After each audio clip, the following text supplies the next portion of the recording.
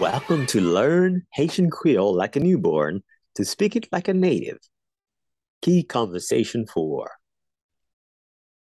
Creole ou bel, oui? Your Creole is beautiful. Ou kon pale Creole? Ou kon pale Creole? Oui, mwen pale Creole. Men, mwen toujou bezwen plis pratik. Mwen li pi bien ke mwen pale li.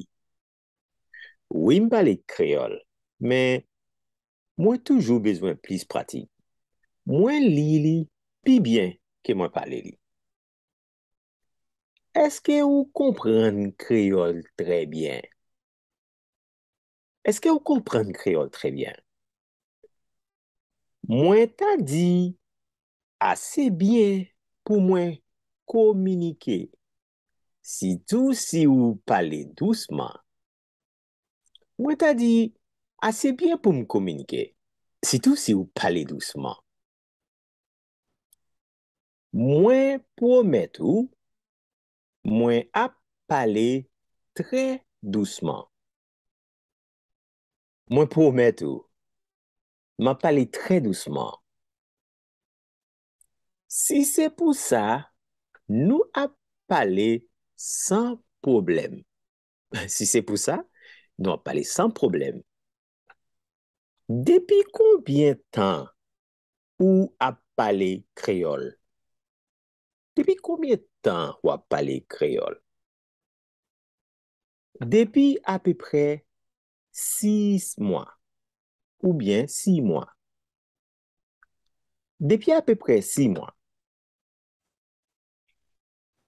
Ça, c'est belle bagaille. Ou parler créole tant kou rat. Ça, c'est belle bagaille. Ou parler créole tant kou rat. Merci en pile. Faut moins di ou tout, moins ap utiliser yon méthode très spéciale. Merci en pile. Comme di ou tout, m'a utiliser yon méthode très spéciale. Ça veut dire ou toujours ap apprendre créole, pas vrai? Ça veut dire ou toujours ap apprendre créole, pas vrai? Mais oui, moi apprends yon kou créole avec IBC. Moi aller dans classe 2 fois par semaine. Les mardis ak les jeudi. Mais oui, m'apprends yon kou créole avec IBC. M'aller dans classe 2 fois par semaine. Les mardis ak les jeudi.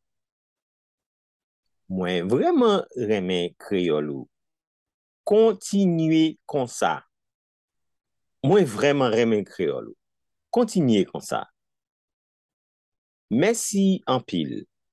C'était un vrai plaisir pour moi parler avec vous. Merci en pile. C'était un vrai plaisir pour me parler avec vous. Pour moi tout. Nawe pita? Pour moi tout. Nawe pita? Nawe bientôt. Nawe bientôt. But don't forget to like, subscribe, and share.